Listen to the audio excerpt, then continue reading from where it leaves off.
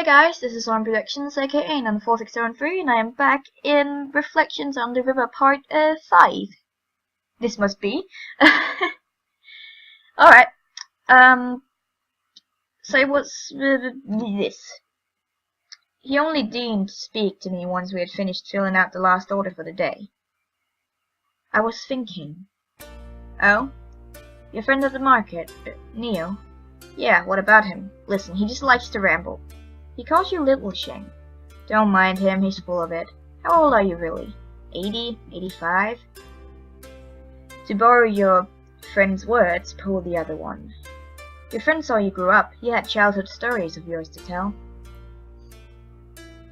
I had to age myself into a child so that I could conveniently stick up around this neighborhood without anyone noticing I wasn't aging. How do you explain your missing mother?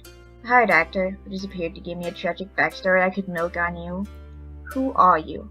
The rightful owner of the jewel sitting in the palace. You're not the witch who helped my family all those years ago. I am! Prove it. Drop your illusion spells, let me see your real face. You cannot do it, can you? Heavens, I've been deceived by a child and I've turned against my family. You look like you have not seen your 19th Spring Festival. Hey, hold on, I've seen my 19th Spring Festival, I've seen my 20th Spring Festival, and thank you for calling me kid, but what are you? A child and a liar. No wonder your friend is a crooked vegetable seller. There's no need to get so ugly, calm down. You have no claim at the royal treasure, and you enlisted my help. You offered it willingly. I thought it was rightfully yours. I did not know you were just a power-hungry child with far too much ambition. Alright, fine. Listen, guess I should explain myself. You have my attention. Gods, where do I begin? So all tales begin once upon a time. Well, that's not a good way to start this. Mind if I make us some tea first? I mind. I sighed. There was no drawing this out then. Okay, here's the thing. The witch that helped your folks out back then? Not me. Does that mean the jewel? That doesn't mean the jewel isn't mine though. The witch who helped back there was Wen, my mother. Wen took me in when I was abandoned as a baby. You know how it goes in this part of the city. Too many mouths to feed, not enough food to do the feeding. I never had any magical ability, but my mother taught me all she could. Rather than focusing on proper spells, I was taught how to make salves, potions, and medicines. When I was a bit older, I taught myself how to improvise to make up for it, for whatever I couldn't conjure out of thin air. Let's look at the palace. My secret recipe. Mix them into vials beforehand and smash them to the floor when you need some cover. Boy, I was glad I picked up multiple that day. Would you believe?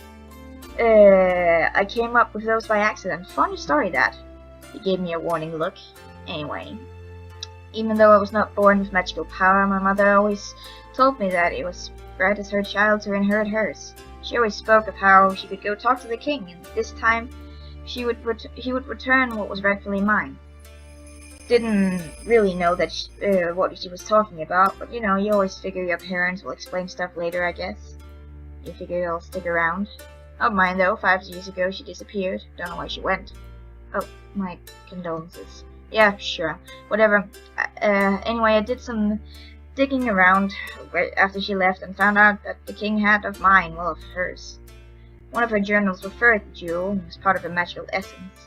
If I could get to that, I could be a proper witch. That was raised to be. My mother's power is being squandered right now, sitting pretty in the king's treasure. That's why I went back to the palace to take it. I see. What? That's it? You force my whole sad backstories out of me and you say, and all I get is an I see?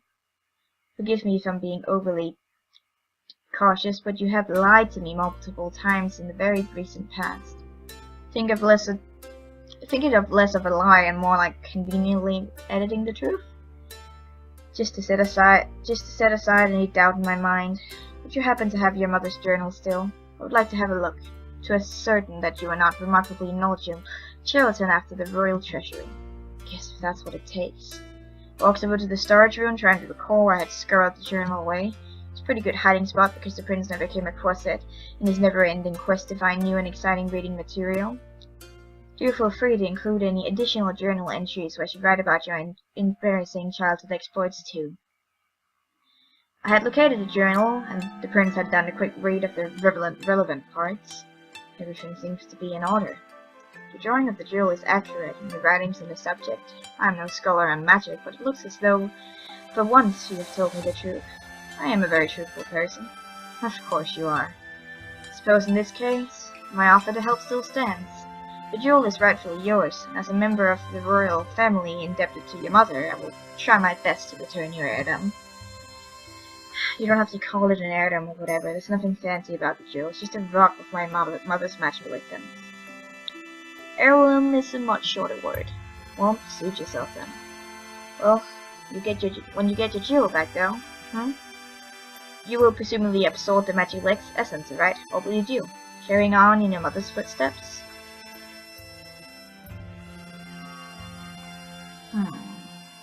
All those choices aren't good for me.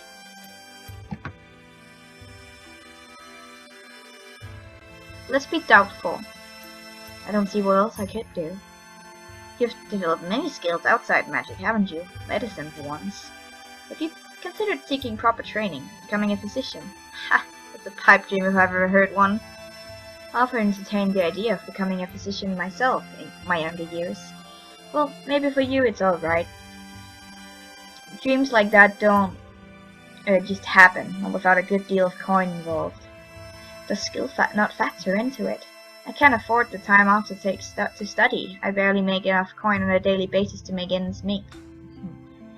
Now that everything's cleared up, that little inquisition session is over though. Customers will be dropping by to pick up their orders soon. Of course.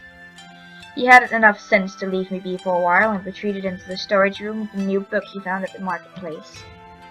Guess he could read the mood pretty well or something. Customers came and picked up their orders and went. I was pretty preoccupied, so I made scant conversation with them, not that I usually did. A simple exchange of medicine and coin, keeping people at an arm's length, it was what was most comfortable. I still felt sick to my stomach.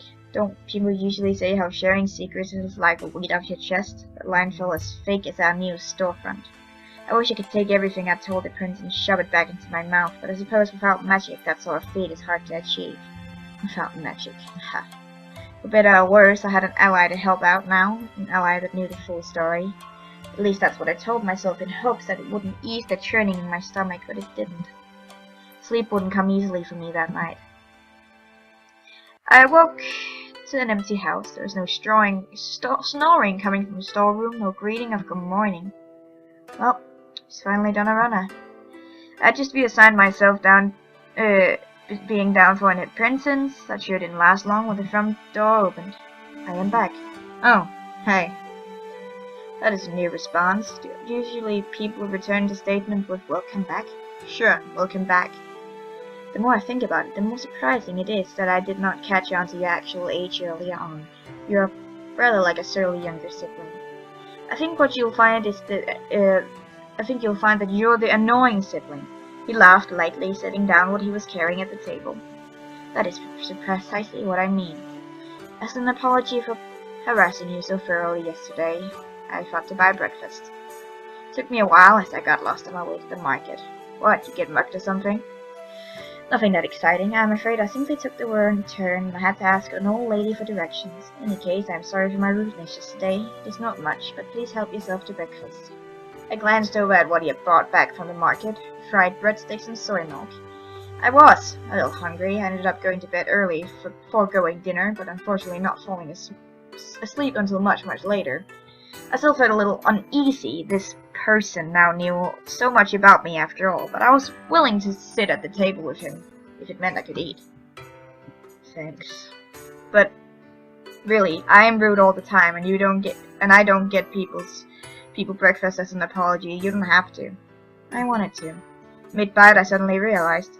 Hang on, where did you get the money from? I haven't paid you anything yet. I talked them into letting me have it for free. Yeah, that might work with nobles desperate for kiss butt, but it wouldn't fly around here. It's money for nothing. I had a small money bag stashed in my clothes. I'm rather pleased you did not think to search my person the whole time I was a prisoner, actually. You were flush with coin the whole time? I had to pay for 2 mouths. Well, not flush, if you put it. How much coin do you have on you? A handful of coppers and silvers and a couple of gold pieces, I would say. Silver and gold! I've never seen a gold piece in my life. Wait, really? That's what I call flush. If I'm a liar, then what are you? Conveniently leaving facts out unless asked? You're just as bad as me. I do not quite think that lying about having a bit of coin is as bad as lying about your entire identity. So you admit you were lying. He said nothing, but I saw that a smile creep around the edges of his mouth. Clearly he found this hilarious. I guess I have to admit the situation was a little funny. If we were both liars and pretenders, then at least we had the company in each other. We returned to eating breakfast. I feel like you should be paying me a salary, not the other way around. We went about our respective duties, and for the most part of the day there wasn't much time to spare, so we only got to talking about the duel at night. So, you've seen it before? Once, when I was a child. That was probably ages ago then, wasn't it? You've gone from calling me a child to calling me old in an astonishingly short amount of time. But yes, that was quite a while ago, and I do not think it would aid us in any way. I have no clue where they kept it. When you saw it, what were they doing with it? Bringing it out for an afternoon walk, showing it off to visited nobles? It was during a move of some of the palace treasures. A guard had recently been asked to leave the palace for some minor misconduct that week. Following his departure, however, it came to light that one of the keys of the West Wing's treasure room had gone missing. My parents wanted to ensure the safety of all the treasures, so they ordered the servants to have everything moved. I'm moving a little closer, sorry. Before the servants could begin to work, though, my mother insisted on taking something from the treasure room first. I merely caught the quickest glance of the jewel in her hands, and I had no idea where she would have hidden it afterwards. I suppose the most logical explanation is that it's in one of the treasure rooms in the other wings, but somehow it does not feel quite right to me. My mother felt the need to move the jewel herself. I think the breach of security in the treasure room really worried her. Would she really have risked putting it into another treasure room? Is there any other place to hide treasure in the palace? I would think the treasure rooms would be the safest. It's heavily guarded under lock and key. Suppose we'll have to think on this matter. Yeah, I guess. In the meantime, there's probably more of my mother's books we can look through regarding the jewel's power. We spent the rest of the night sorting through books. We didn't actually get around to reading much yet, because the prince insisted it would be more efficient if we found all the books first, divided them up by category and decided who should read what. And yeah, I was just planning on thumping through each book before shoving it back on the shelf like the inefficient peasant I was. Whew. A few days went by. We read a good number of my mother's journals and reference books, but found nothing too relevant about the jewel. I spent the better part of the past year searching for information on the jewel ever since I came across the first mention of my mother's journal. I had to admit it was pretty nice to have another set of eyes on the case. He even insisted we go through books. Self-voice. I just put on self-voicings, which is really weird. He even insisted we go through books I'd sifted through before just to be safe. Unfortunately, so far it seemed like a pretty fruitless task. Today, though, I had little time to spend on research. Instead, I was spending the morning at my work desk. There was a large number of orders due for pickup today, and it looked like it was going to be a busy day. Good morning. I merely nodded at his general direction as a bun in my mouth stopping me from getting any words out. Is it quite hygienic to be eating pork bun while you're preparing medicine for someone? I gave him an irritated look, the best I could manage, circumstances being what they were. Pardon my ignorance, it must be the newest development in the sciences. I took the bun out of my mouth, chewing and swallowing a bite before speaking.